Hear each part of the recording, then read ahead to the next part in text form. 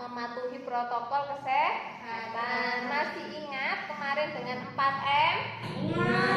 Ingat ya. Ayo, M yang pertama apa? Memakai masker. Benar, memakai masker atau bisa juga pakai face shield seperti yang kita pakai. M yang kedua? Mencuci tangan.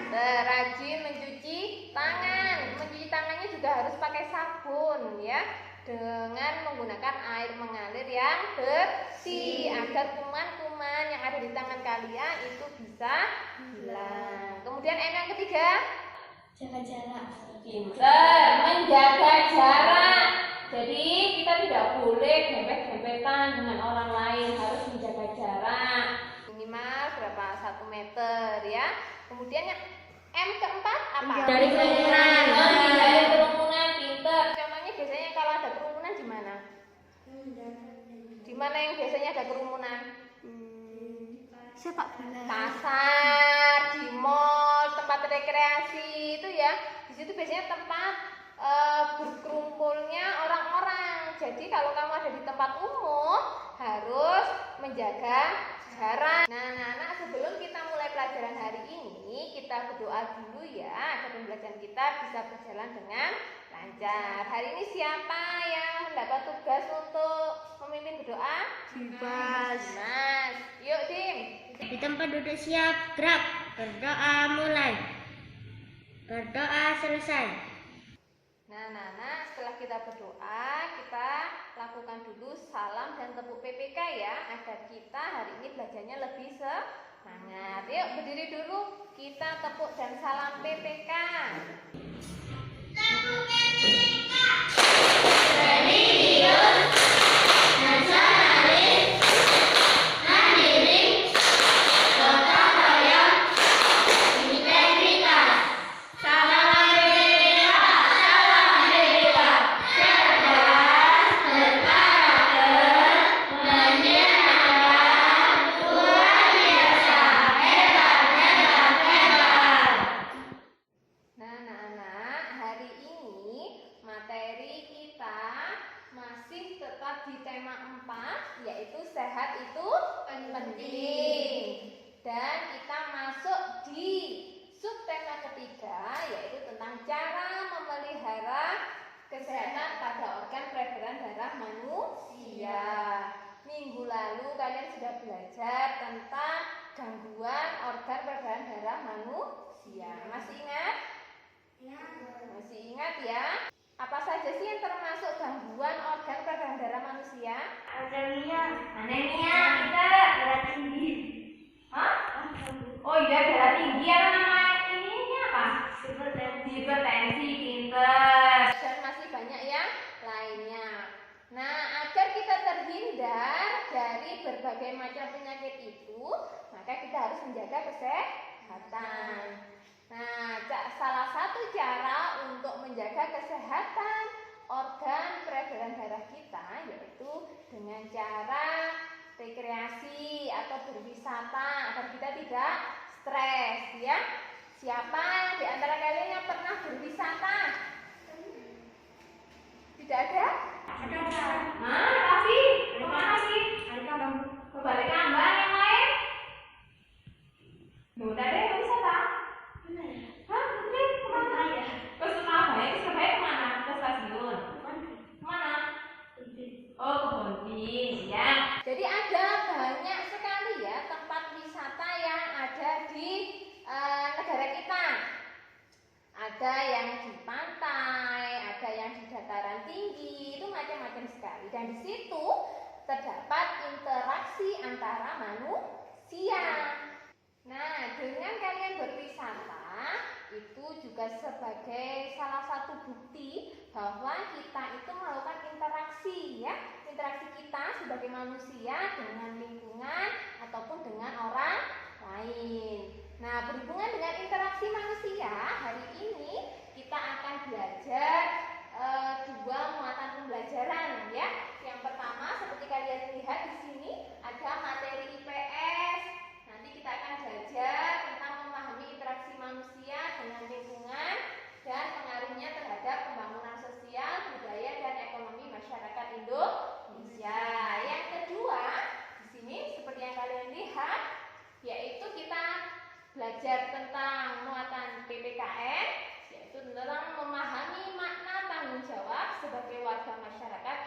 kehidupan sehari-hari.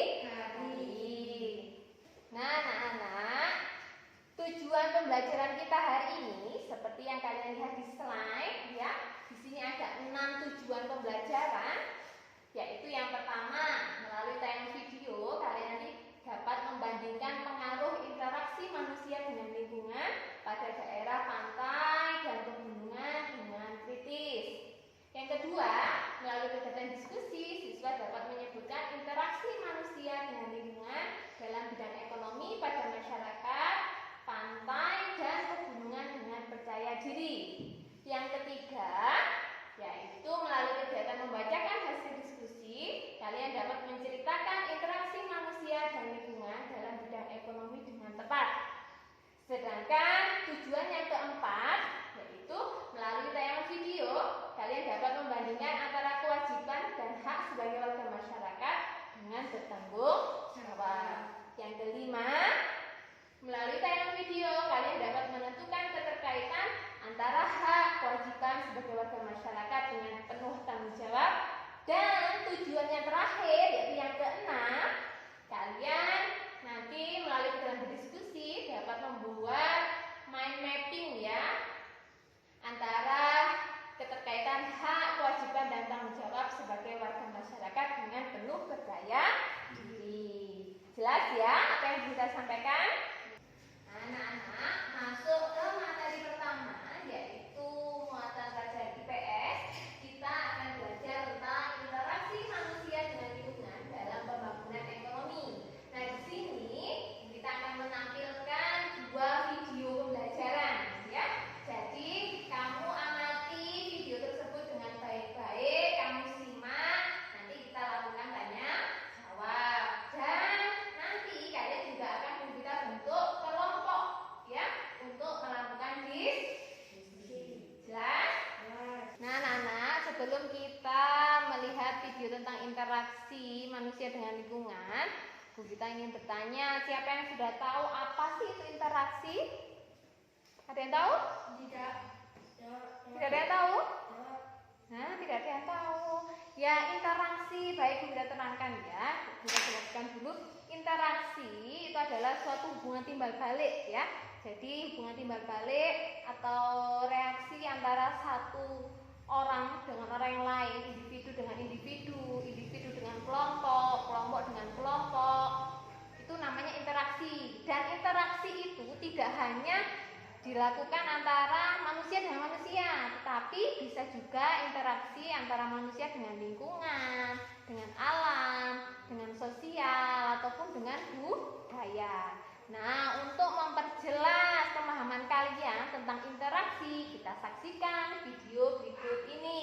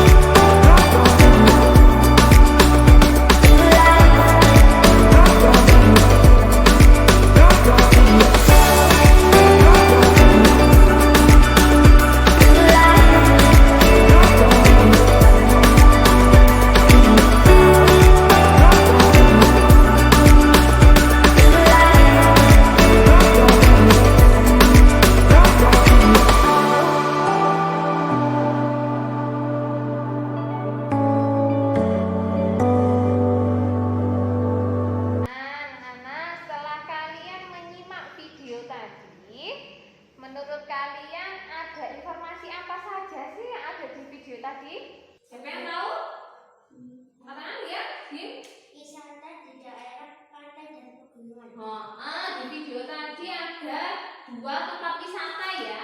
Ada yang di daerah pantai dan ada yang di daerah pegunungan. Pinter. Ada lagi, siapa yang tahu apa perbedaan tempat wisata yang ada di pantai sama pegunungan? Ya, Lili. Ada lautnya. Terus apa lagi?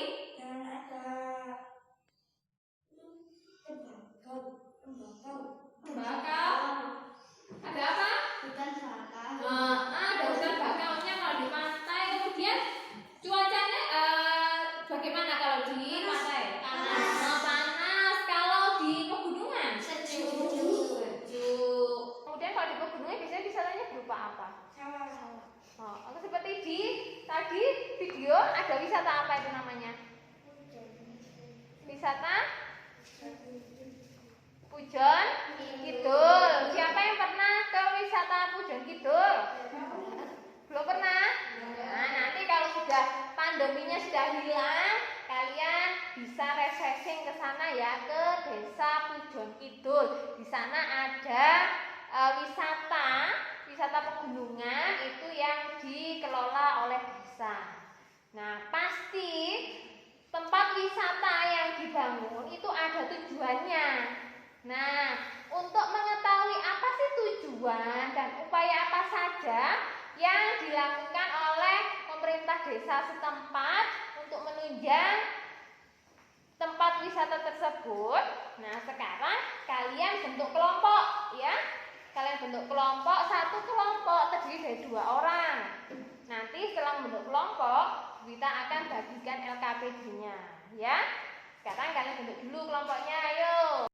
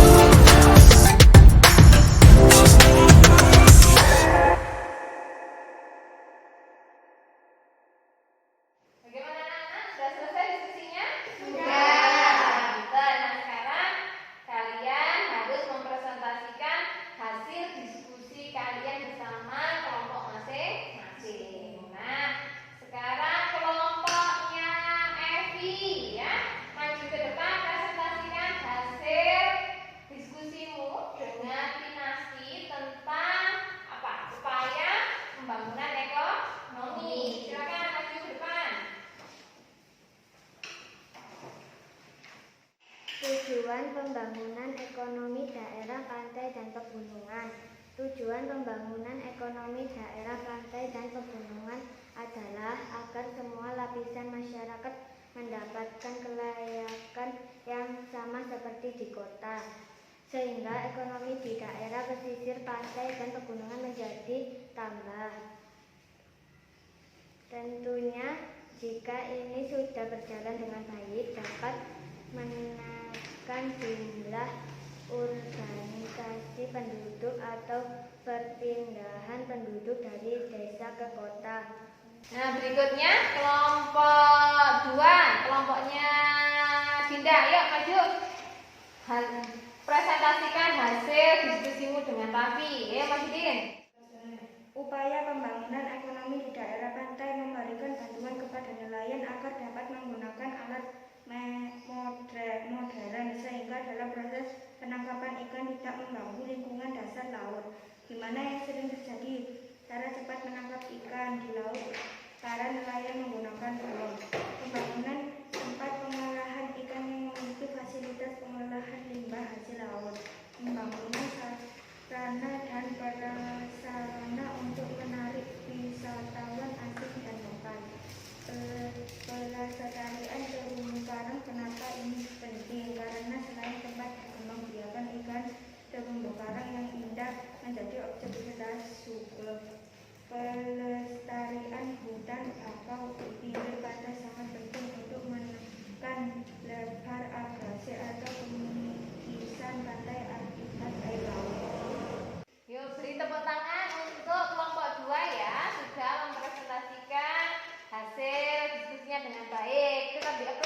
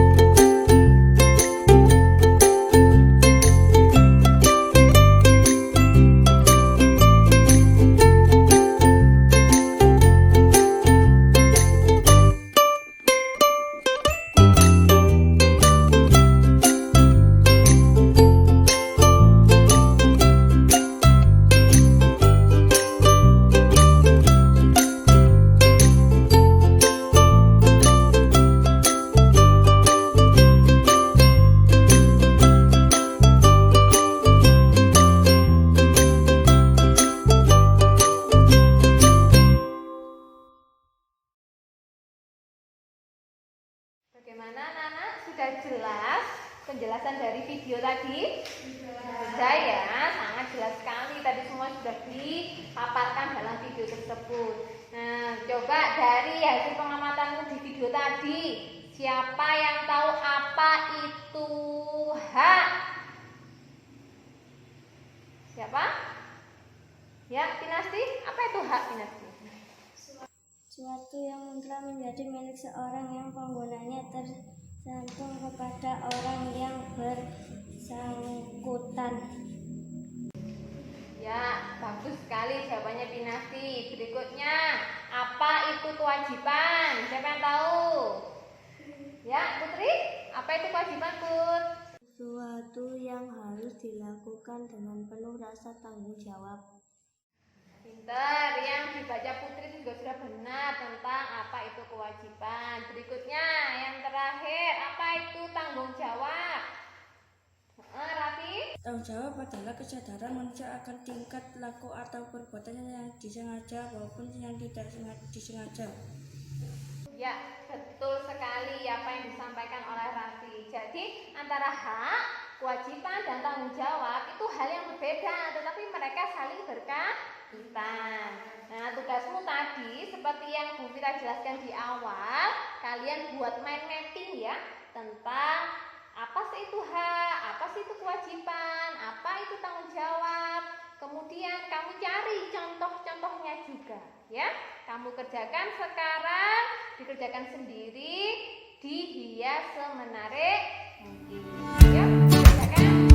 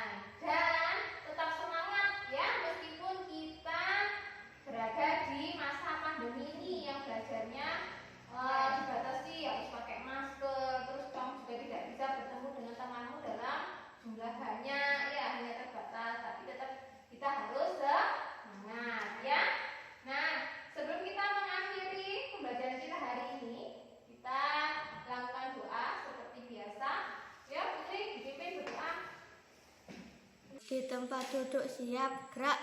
Berdoa mulai. Berdoa selesai. Setelah kita belajar hari ini, jangan lupa ya, kalian harus tetap bersyukur atas karunia yang telah diberikan oleh Allah. Kemudian